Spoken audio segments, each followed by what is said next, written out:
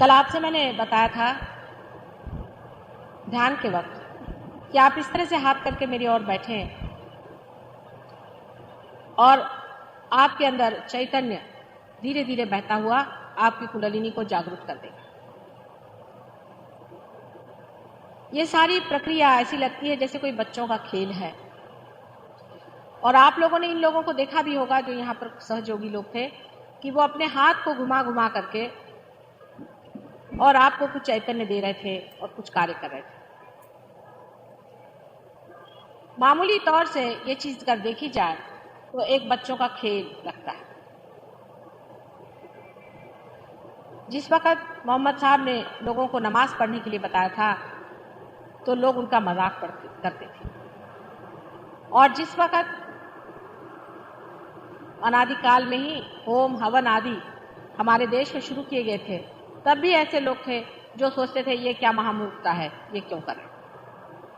और जब वो बातें रूढ़िगत हो जाती हैं तब उसको आदमी बहुत आराम से, मेरा पंखा माजा करेगा, हवा नहीं वाला वारा नहीं है, जब ये चीजें रूढ़िगत हो जाती हैं तब मनुष्य इसको इस तरह से मान लेता है मानो ऐसे कि ये आपके जीवन का एक अंग है।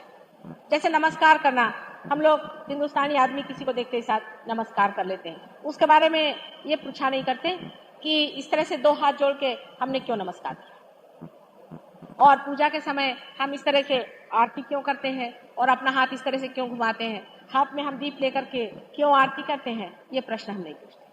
जैसा भी जो बताता है वैसे वैसे हम आरती करने लग जाते हैं, क्योंकि ये चीज सब रूढ़िगत हो जाने की वजह से हमारे लिए बहुत ही सरल और सहज, हमारे अंदर हमारे व्यक्तित्व में बहुत ही आसानी से आ जाती।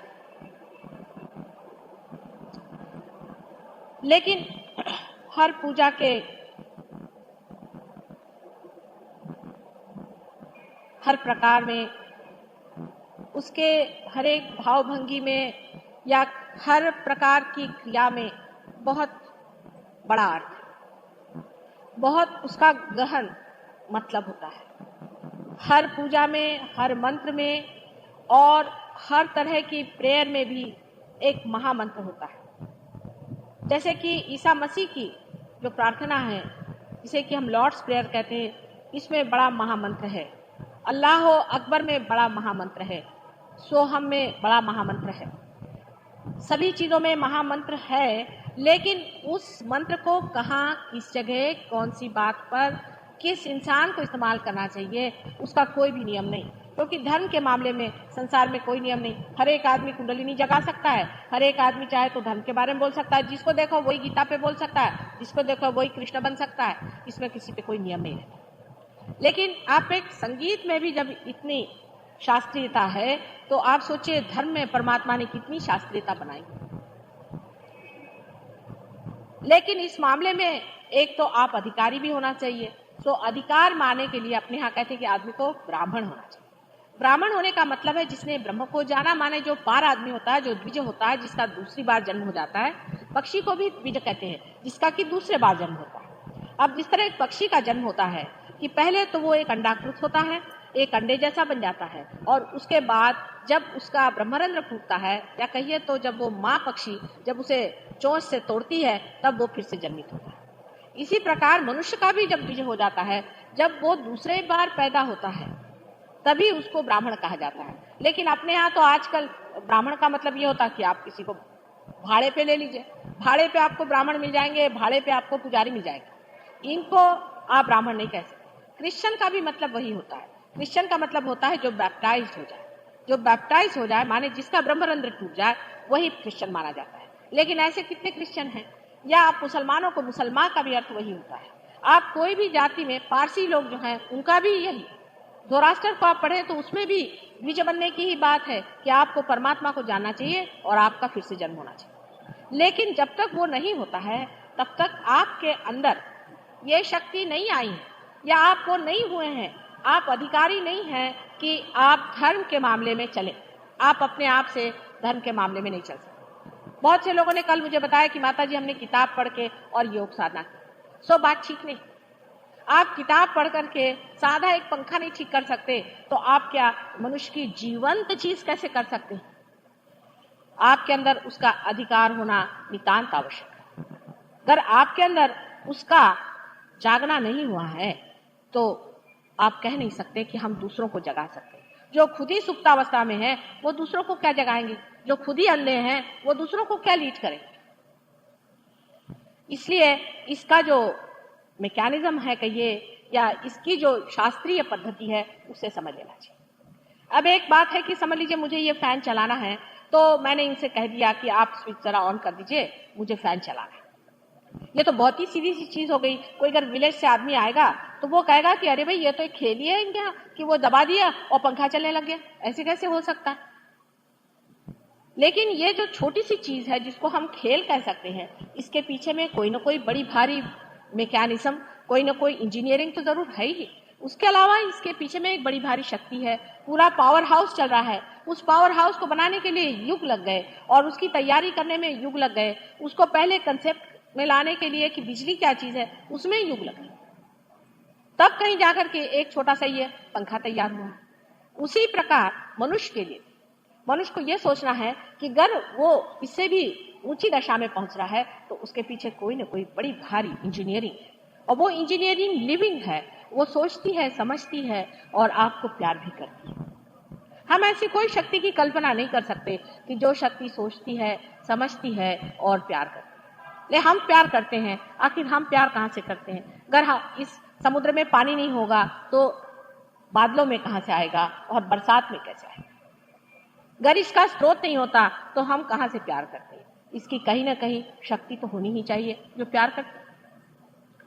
वो जो शक्ति है वो हमारे अंदर अत्यंत सूक्ष्म रूप से स्थित है और हमारे अंदर बसी हुई है। वो किस तरह से बसी हुई है, उसका मैकेनिज्म क्या है, ये मैं आपसे आज बताने वाली हूँ। हालांकि ये विषय जो है आज तक लोग बड़ा गौप्य गोपनीय कहते थे और कहते थे ये सबको बताने का नहीं, ये थोड़े ही लोगों को बताने का होता है और बहुत ही थोड़े लोगों को लोग पार करते हैं।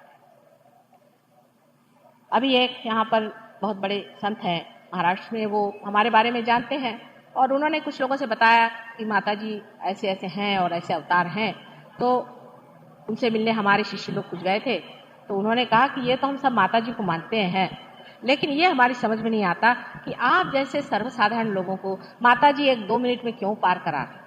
हम लोगों ने तो हजारों वर्ष की तपस्या करी, जब हम मेंढक थे तब से हमने तपस्या की, तब कहीं जाकर के हमारे अंदर वाइब्रेशन छूटे, और आप लोगों को माता जी ने क्यों दी? जब मैं उनसे मिली थी तो मुझसे भी उन्होंने यही प्रश्न पूछा कि हम लोग तो वहां से जंगलों में भाग आए हैं और आपने इन लोगों को दे दिया और इतना ही नहीं आप इनको संरक्षित रखती हैं कि सर्वसाधारण समाज में रहें और आनंद में रहें, तो ऐसी क्या बात है इन लोगों की कि इनको आपने क्यों दे दिया? इसका कारण ये है कि आज कलयुग का अंत समय आ गया, कलयुग खत्म हो रहा है, अब सत्युग की शुरुआत हो चुकी और सत्युग की शुरुआत हो चुकी है तो ऐसे मनुष्यों की जरूरत है जो सत्युग को समझें, जाने और उस पर पनपे और उसका आनंद उठाएं। उस नए आयाम शुरू होने का समय आ गया है, इसलिए कार्य हो रहा है। रही बात ये कि जिन्होंने वर्षों की तपस्या की है, क्या पता वही आज यहाँ पर सर्वसाधारण मनुष्य के रूप में बैठे हैं। नल और दमयंती के आख्यान के बाद एक बार नल को कहीं कल्कि मिल गए थे, तो उन्होंने कल्कि को पकड़ के कहा कि तुमने कली को पकड़ के कहा कि तुमने बहुत ही मेरे साथ अन्याय किया हुआ है और मैं तुम्हारा कुछ न कुछ बदला लूंगा। उनका अच्छा आप मेरा बदला लेना चाहते हैं आप जरूर लीजिए, लेकिन पहले मेरा महात्म्य सुन लीजिए, मैं क्यों संसार में, मेरा कली का महात्म्य क्या है। तो उसने कहा कि जब कलियुग आएगा, जब मेरी कलुषता बिल्कुल अतिशय घोर हो जाएगी, संसार में त्राही त्राही हो जाएगी और जब पृथ्वी रोएगी, उस वक्त में ऐसा चमत्कार होगा कि जो गिरी कंदरों में बहुत सारे लोग परमात्मा को खोज रहे हैं वो सर्वसाधारण रूप में संसार में आएंगे और उनको उनकी जो खोज है उसका उत्तर मिलेगा, उसकी उपलब्धि होगी। यह आप लोगों को दिया हुआ प्रॉमिस है और इस वजह से जब ये चीज घटित होती है तो इसमें इतनी शंका करने की कोई बात नहीं, क्योंकि ये पहले ही से सब प्लान्ड है और अगर ये आपका हो रहा है तो ये आपके अधिकार में ही हो रहा है। इसके प्रति आपको कोई भी शासन होने की बात नहीं है, उल्टे इसमें पूरी तरह से अपने अधिकार से विराजमान होने की मैं बात कर रही हूँ। कुंडलिनी के बारे में चाहे कोई कुछ बताने से डरता हो, चाहे कुछ हो, मैं बिल्कुल नहीं डरती, क्योंकि जो आपकी माँ है उसके बारे में मुझे पूरी तरह से बताने में डरने की कौन सी बात है? मेरी यही समझ में नहीं आता है कि इसमें डरने की कौन सी बात है। और आप भी स्वयं देख लेंगे कि इसमें डरने की कोई सी बात मेरे तो कुछ भी समझ में नहीं आती है कि मनुष्य का क्या दिमाग खराब है कि उसके माँ के बारे में बताने में उसे गोपनीय तो बना के रखा। कुंडलिनी का जो सूक्ष्म हमारे अंदर स्थान है वो त्रिकोणाकार अस्थि जिसे मैंने दिखाया है वो वहां पर 3.5 चक्रों में 3.5 जिसको कहते हैं कुंडलों में, जिसको कि अंग्रेजी में कॉइल्स कहते हैं, कुंडलिनी स्थित होती है। कुंडलिनी अनेक तारों से बनी हुई है और वो अनेक तार एक साथ निगड़ित है। जब कुंडलिनी उठती है तो सारी की सारी नहीं उठती है, उसके कुछ तार उठते हैं, फिर कुछ तार उठते हैं, फिर कुछ तार उठते हैं। जब इतने तार उसमें से उठाते हैं कि जो अपने ब्रह्मरंध्र को छेद दे, उस वक्त ही आपकी जिसको कहते हैं कि हम पार हो गए वो स्थिति आ जाती है। हर एक आदमी के पास उसकी कुंडलिनी है, इसीलिए इसको मैं सहज कहती हूँ। सहज, सह माने आपके साथ, ज माने पैदा हुआ, आपके साथ पैदा हुआ, यह अधिकार योग का आपके साथ है और वो आप पाते। लेकिन ये नहीं कि कोई भी देखो सो सहज सहज सब कहता है। कबीरदास जी ने कहा है वैसे ही कल साहब सहज योग है, इसमें क्या करते हैं सर के बल आप खड़े हो जाइए। वो कैसे सहज योग हुआ? कर जो चीज आपके साथ जन्मी हुई चीज है वो आपकी अपनी है, उस पर आपका पूर्णतः अधिकार है, वो आपकी पूरी अपनी चीज है और वो अपने आप घटित होती है। आप समझ लीजिए अगर आपका श्वास लेना मुश्किल हो जाए और इतना असहज हो जाए तो आप श्वास भी नहीं ले सकते।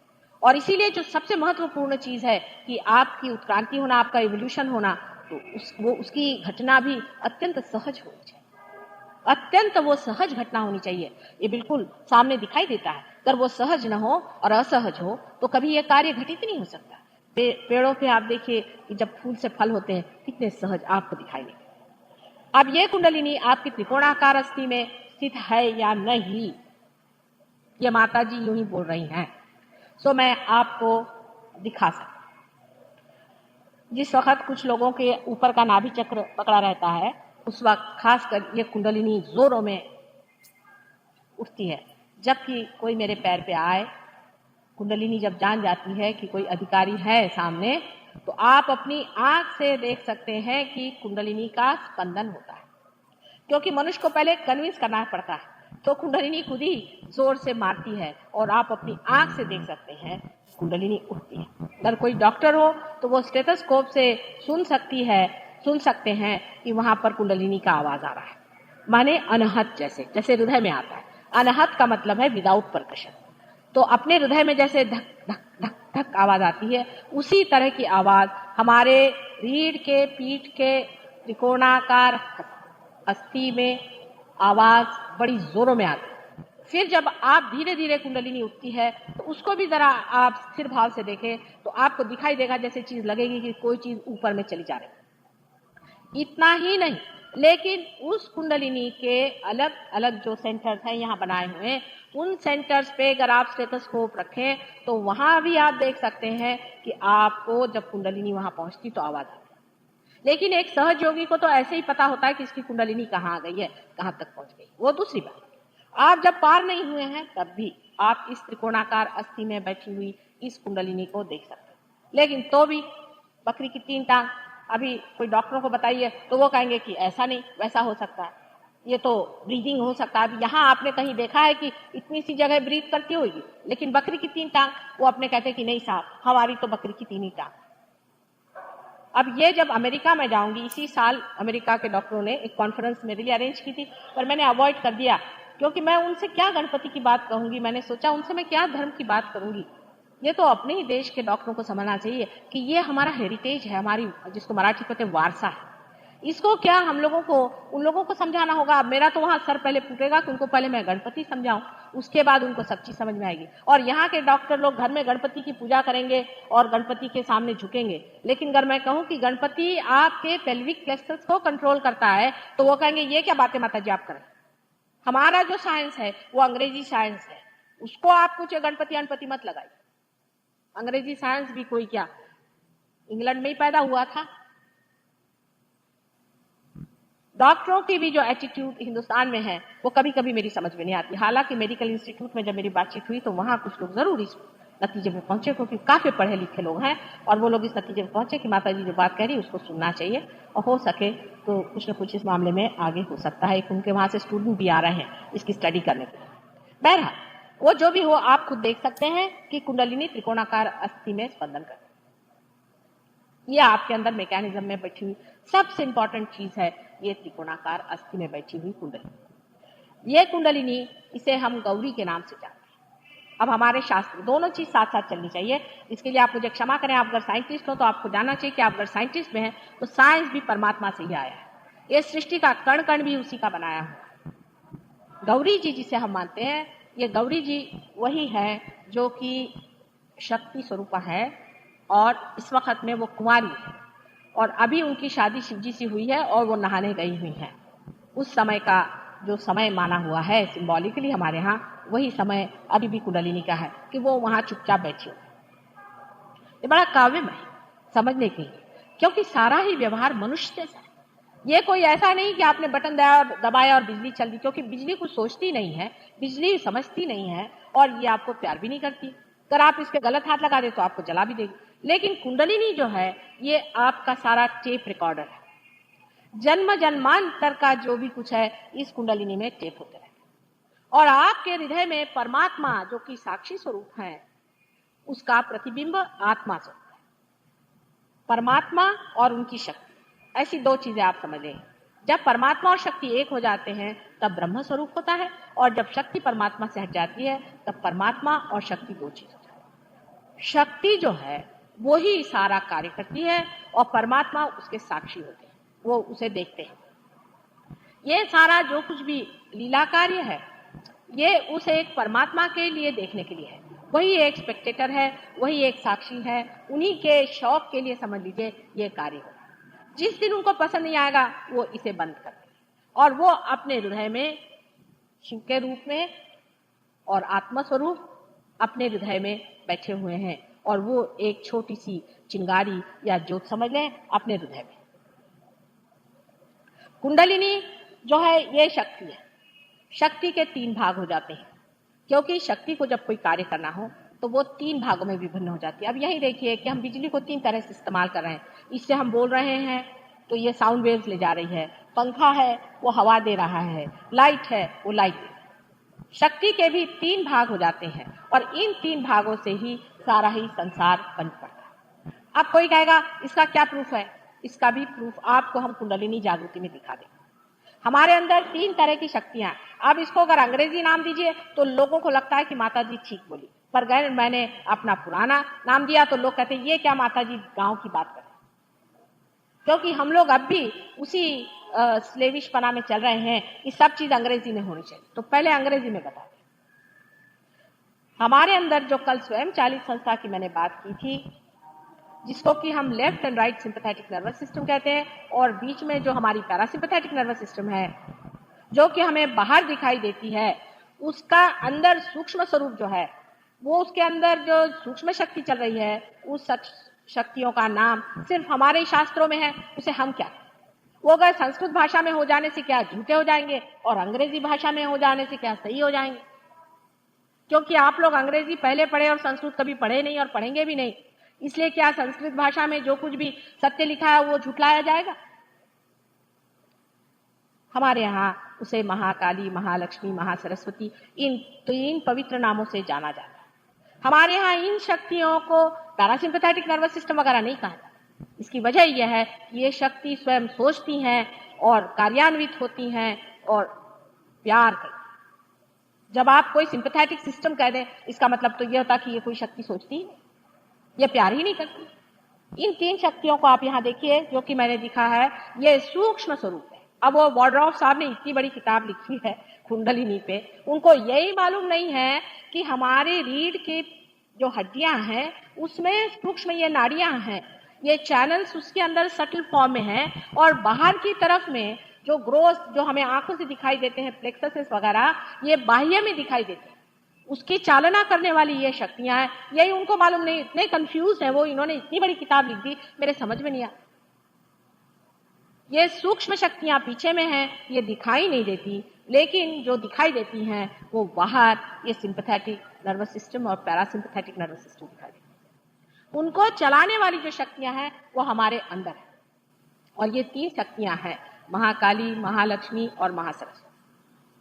महाकाली शक्ति को मनुष्य में हम लोग पाते हैं जिस चैनल पे या जिस नाड़ी पर महाकाली के, उसे हम ईड़ा नाड़ी कहते हैं। सबके नाम का भी अर्थ है। और जिसको हम महासरस्वती कहते हैं वो पिंगला नाड़ी पर चलता है।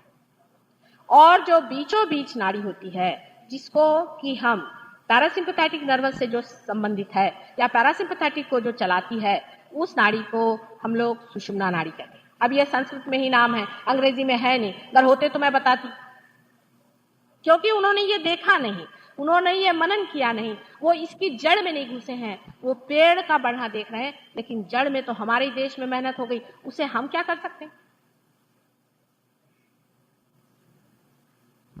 ये जो ईड़ा नाड़ी है और पिंगला नाड़ी है और सुषुम्ना नाड़ी है, ये आपके अंदर है और इसे आप जान भी सकते हैं। अगर आप सहयोगी हो जाए तो आपको आश्चर्य होगा कि आपके अंदर इन्हीं 3 नाड़ियों से बैलेंस होता है। पहली जो नाड़ी है जिसे कि आप ईड़ा नाड़ी कहते हैं, उस नाड़ी से या महाकाली की पावर से आप संसार का जितना इमोशनल कार्य है वो करते हैं। आपकी स्थिति होती है, आप जो भी कुछ चीज संसार की सब चीजों से इकट्ठे करते हैं, जितने अनुभव हैं, जिसको कि लोग कंडीशनिंग कहते हैं आजकल, मतलब जैसे कि साइकोलॉजी में उसको कंडीशनिंग शब्द इन्होंने लगाया हुआ है कि जो कुछ भी हमारे अंदर बाहर से आता है, जो कुछ भी पास्ट का है, पूर्व जन्म का है, क्योंकि आजकल के साइंसेस में तो पूर्व जन्म की बात नहीं होती, लेकिन जो भी अनेक जन्मों का है वो सब कुछ हमारे अंदर इसी नाड़ी से आता है। और इसी नाड़ी से हमारे अंदर जो इसी का हिस्सा है कुंडलिनी, उसमें ये ज्ञात होता है। ये नाड़ी हृदय के ऊपर से गुजरती है, वहां पर आपके आत्मा स्वरूप परमेश्वर विराजमान है। परमेश्वर का जो स्वरूप हमारे अंदर साक्षी रूप से विराजमान है, वो जो कुछ भी देखते हैं, जो कुछ भी आप कर रहे हैं, अभी आप जो भी कर रहे हैं, जो सोच रहे हैं, जो आपने किया है, जो कुछ आपने पाया है वर्तमान से, उसे वो इससे झंकृत करके और कुंडलिनी में नोट कर देंगे। और जो इस जीवन का भी है वो भी इसी से झंकृत होता है और आपके लेफ्ट हैंड साइड में इकट्ठा होते जाता है। आपका जितना पास्ट है आपके लेफ्ट हैंड साइड में। अब इसी के साथ निगड़ित आप सोचिए कि आपका सबकॉन्शियस माइंड है और सबकॉन्शियस माइंड के बाद में आपका जो है कलेक्टिव सबकॉन्शियस माइंड, जो कुछ आपका मरा है, सारे संसार का मरा है, आपके लेफ्ट हैंड साइड में चलता है। अब यह है या नहीं, या आपको हम कुंडलिनी पे बाद में दिखाएं। इसका आप एक्सपेरिमेंट से आप सिद्ध कर सकते हैं। सहयोग सबसे प्रैक्टिकल चीज है। आप स्वयं इस चीज को देख सकते हैं कि आपकी लेफ्ट साइड अगर खराब हो तो आप इमोशनली डिस्टर्ब आते हैं, आपकी अगर राइट साइड खराब हो तो आप फिजिकली डिस्टर्ब हैं, और राइट साइड का अगर ऊपर का हिस्सा आपका खराब है तो आप पे मेंटली आप डिस्टर्ब। ये हमारा रोज का अनुभव है। आज हजारों लोगों का, कल आप देखते हैं कितने ही लोगों को मैंने ऐसी बताता कि आपका गला खराब है क्या, आपका पेट खराब है क्या, आपका लिवर खराब है क्या, आपको ये तकलीफ है क्या, आपके वाइफ मर गई है क्या। ये सब बातें कैसे मैं बता रही हूँ? क्योंकि इनकी ये नाड़ी पकड़ी हुई है, और ये नाड़ी पकड़ी हुई इसलिए है क्योंकि इनका ये कारण जीवन में हो।